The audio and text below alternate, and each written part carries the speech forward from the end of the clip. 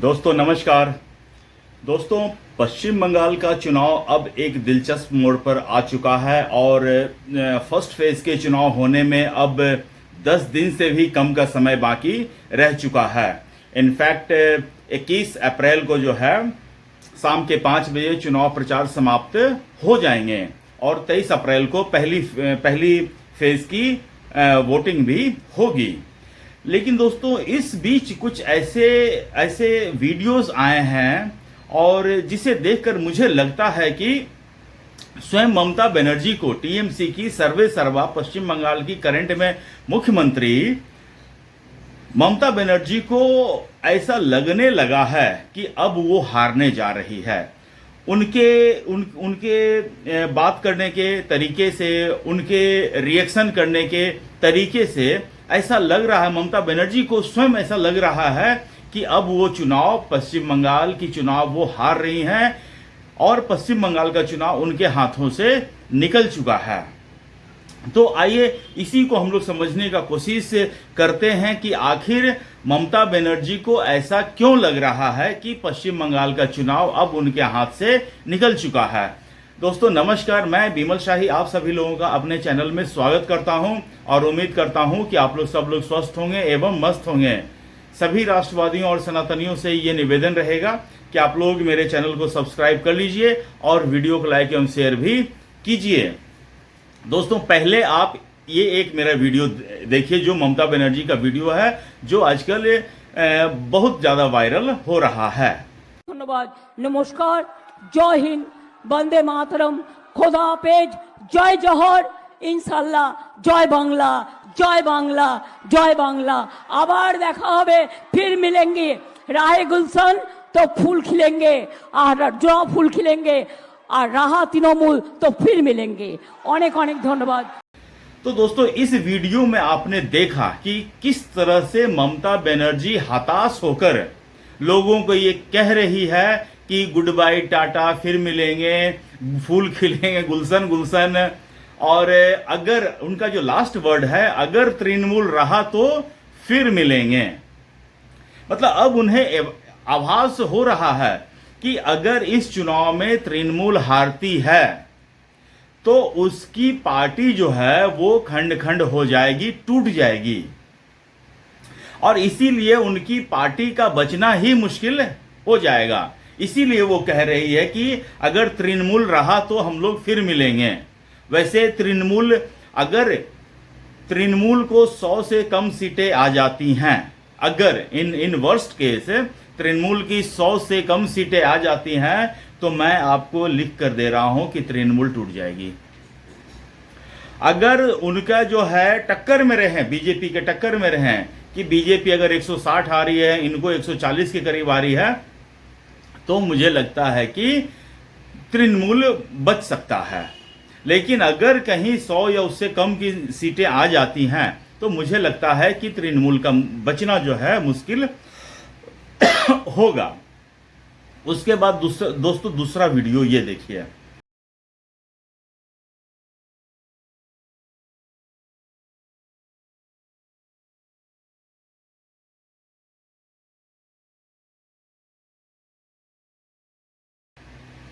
तो इस वीडियो में आप देख लीजिए, जो ममता बनर्जी इतना कॉन्फिडेंस से चल रही थी और उनका कोई एक समर्थक उनका पांव छूने के लिए उनके सुरक्षा घेराबंदी को तोड़ते हुए आगे बढ़ता है, तो ममता बनर्जी का रिएक्शन देखिए।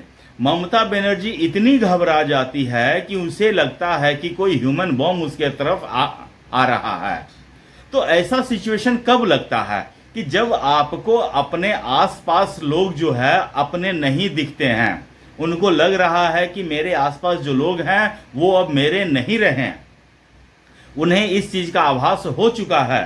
दोस्तों, इतना तो मैं जान रहा हूं कि पश्चिम बंगाल में ममता बनर्जी 15 साल से शासन करी है और उन्होंने 35 साल के लेफ्ट के शासन को उखाड़ कर फेंका है। तो वो जमीन से जुड़ी हुई नेता है। भ्रष्ट हैं, अत्याचारी हैं, वो अपने जगह हैं, लेकिन वो जमीन से जुड़ी हुई नेता हैं। उन्हें जनता का नब्ज पहचानने का पूरा फॉर्मूला उन्हें पता है। तो ममता बनर्जी, मुझे लग रहा है कि इस नब्ज को वो पकड़ चुकी है, इस फॉर्मूला को इस बार देख चुकी है कि जनता अब उनके साथ 1 to 1 नहीं कर पा रही है। जितना उनको विश्वास था कि जनता मेरे हर एक बात पर रिएक्ट करेगी, उतना नहीं हो पा रहा है। जनता रिएक्ट करती, लेकिन पश्चिम बंगाल में जिस तरह का सुरक्षा व्यवस्था किया गया है, अभेद्य किला मान लेते हैं कि मतलब ऐसा माना जा सकता है कि पश्चिम बंगाल को अभेद किला में तब्दील कर दिया गया है। चप्पे चप्पे पर पुलिस, बूथ से बूथ पर पुलिस, मतलब बूथ के 100 मीटर के दायरे को बिल्कुल फुल प्रूफ बना के रख दिया गया है कि कोई भी गुंडागर्दी वहां पर नहीं चल सकती है। और ममता बनर्जी का मेन यूएसपी क्या है? हिंसा, गुंडागर्दी, धमकी। ममता बनर्जी का अपना कोई अचीवमेंट नहीं है। अगर होता तो वो पश्चिम बंगाल में जहां सभा करने जा रही है वहां बोलती कि हाँ, मैंने इतने फ्लाईओवर बनाए, मैंने पश्चिम बंगाल का ग्रोथ रेट, पहले बंगाल उनके समय में 3.5 था, मैंने 6.5 किया है, हम इतना % जीडीपी में कंट्रीब्यूट कर रहे हैं, ऐसा वो बोलती। लेकिन उनका पूरा भाषा आप सुनिए, बीजेपी आएगी तो ये कर देगी, बीजेपी आएगी तो बंगला कर देगी, बीजेपी आएगी तो बंगला को ये कर देगी, बीजेपी आएगी तो बंगाल को ये कर देगी। अरे अपना भी तो कुछ बताइए ना दीदी कि आपने क्या किया है। और ममता बनर्जी का मैं साफ कह रहा हूं कि अपना अचीवमेंट कुछ बताने के लिए है ही नहीं। सिर्फ और सिर्फ बीजेपी को गाली देकर आप कब तक, 3 बार तो जीत चुकी हो। और बीजेपी का जिस तरह से ग्राफ बढ़ रहा है, 2011 में देखिए, 2016 में देखिए, 2021 में देखिए, बीजेपी का ग्राफ बंगाल में बढ़ता ही जा रहा है। लोगों में बीजेपी की एक्सेप्टेबिलिटी बढ़ रही है। 2011 में बीजेपी का कहीं नामो निशान भी नहीं था। 2016 में कुछ सीटों के साथ, 3 सीटों के साथ उन्होंने अपना प्रेजेंस बनाया। फिर 2021 आते आते 77 सीट। अब मुझे लग रहा है 2026 में पश्चिम बंगाल में सरकार बनाने की स्थिति में है बीजेपी। और ममता बनर्जी इस चीज को भांप रही है। उन्हें भी तो लोग हुए हैं ना अगल बगल राय विचार देने वाले। वो राहुल गांधी थोड़ी हैं कि उनको कोई राय विचार देता ही नहीं है, उनको राय विचार देने वाले हैं लोग। और जब मैं टीवी पर देखता हूं लोग जो अपना राय विचार देते हैं, तो उनके राय से ऐसा तो लगता है कि वो लोग अंदर से हैं कि हमको बदलना है, लेकिन टीएमसी का वहां इतना आतंक है, इस वजह से वो बोलना नहीं चाहते हैं। वो चाहते हैं कि बोल दे मीडिया के सामने, हाँ तृणमूल को देंगे वोट, तृणमूल आएगा यहां। लेकिन मुझे लग रहा है कि वो अंदर से ये चाह रहे हैं कि नहीं, तृणमूल यहां से जाए। उसके बाद दोस्तों दूसरा जो एक तो ये रहा, ममता बनर्जी के जितने भी गुंडे थे, चोर चमार जितने भी थे, तो सबको सुरक्षा बलों ने साइडलाइन करके रख दिया है। और सुरक्षा बल जो है, जो भी थोड़ा सा भी दाएं बाएं कर रहा है, ममता बनर्जी के जो गुंडे हैं, उनको सही से इलाज भी किया जा रहा है, किसी प्रकार का नो मर्सी। उसके बाद दोस्तों पश्चिम बंगाल में ममता बनर्जी का जो सोर्स ऑफ फंडिंग था, उसको जांच एजेंसियां जो है छापा मार मार के कम कर रही हैं। अब देखिए आईपैक के डायरेक्टर जो हैं वो अरेस्ट हो चुके हैं ईडी के द्वारा। अब इनकम टैक्स का भी छापा पश्चिम बंगाल में पड़ रहा है। तो ममता बनर्जी जहां जहां उनका लूप होल था और जहां जहां एजेंसियों के पास इनपुट जा रहा है, बराबर कार्रवाई हो रहा है। तो जब पैसा ही नहीं रहेगा तो ममता बनर्जी फंडिंग कहां से होगा। तो इस वजह से भी ममता बनर्जी को थोड़ा सा डर लग रहा है कि अगर यही चलता रहा चुनाव तक, तो हम तो चुनाव तक बर्बाद हो जाएंगे। उसके बाद दोस्तों तीसरा जो है बीजेपी की बढ़ती हुई ताकत पश्चिम बंगाल में। अभी तक तो बीजेपी में प्रचार सिर्फ मोदी और अमित शाह कर रहे थे। अब जो है वहां प्रचार करने के लिए योगी आदित्यनाथ भी पहुंच रहे हैं। और जब से असम का चुनाव कंप्लीट हुआ है, हेमंत बिस्व शर्मा भी पश्चिम बंगाल पहुंच रहे हैं और अपनी पूरी ताकत के साथ ममता बनर्जी के हर नैरेटिव को काउंटर कर रहे हैं।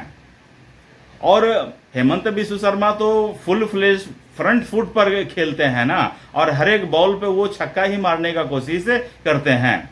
उन्होंने कहा, जब ममता बनर्जी ने कहा ना कि बीजेपी अगर आ जाती है तो वो पश्चिम बंगाल में मांस, मुर्गा, मछली बैन कर देगी, तो असम के मुख्यमंत्री हेमंत बिस्व शर्मा ने कहा कि 10 साल से असम में बीजेपी की सरकार है, वहां तो बंद नहीं किया, तो फिर ममता बनर्जी यहां बंद करने के लिए क्यों कर रहे हैं, क्यों सोच रही है। तो उन्होंने कहा कि ममता बनर्जी को यह डर है कि अगर बीजेपी की सरकार आ जाती तो यहां पर गोमांस बंद हो जाएंगे, तो ममता बनर्जी को ये असली डर है।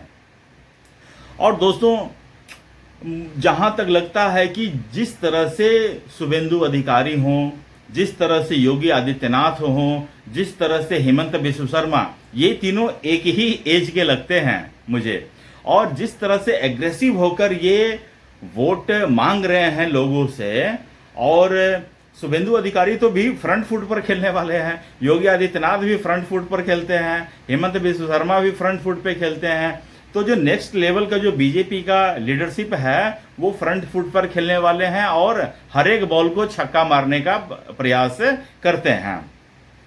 तो अब जो है देखिए दोस्तों, संसद का जो स्पेशल सत्र था वो भी खत्म, तो अब तमाम सारे नेताओं जो हैं, अब तक देखिए, अब तक मोदी जी, अमित शाह जी संसद में थे, तो इधर जो है हेमंत बिस्व शर्मा और योगी आदित्यनाथ संभाल रहे थे, और बीजेपी के कैंपेन में किसी पर भी तरह का कोई जो इम्पैक्ट होता है, प्रभाव होता है अमित शाह और मोदी की अनुपस्थिति का, वो होने नहीं दिया है। तो ममता बनर्जी अंदर से बहुत घबराई हुई है, और उनकी घबराहट, मुझे लगता है ममता बनर्जी ने वो चीज देख लिया है जो पोल करने वाली, जो सर्वेस करने वाली जो एजेंसियां होती हैं वो नहीं देख पाई हैं।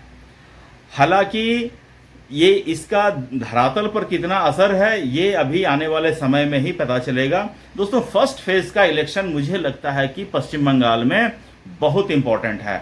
अगर सुरक्षा एजेंसियां जो पश्चिम बंगाल में डिप्लॉयड हैं, अगर वहां पर फ्री एंड फेयर इलेक्शन वहां पर करवा देती हैं, किसी भी तरह का हिंसा नहीं होता है, हर एक लोग जो वोट देना चाहते हैं वो बूथ पर पहुंच जाते हैं, तो मुझे लगता है कि सेकेंड फेज में और ज्यादा भारी वोटिंग होने की संभावना है, और जैसे ही भारी वोटिंग होगी ममता बनर्जी का काम खत्म। तो दोस्तों, आप मुझे कमेंट करके बताइए कि आपको क्या लगता है कि ममता बनर्जी आ रही है या ममता बनर्जी जा रही है। तब तक आप लोग अपना ख्याल रखिए, स्वस्थ रहिए, मस्त रहिए। नमस्ते, बाय।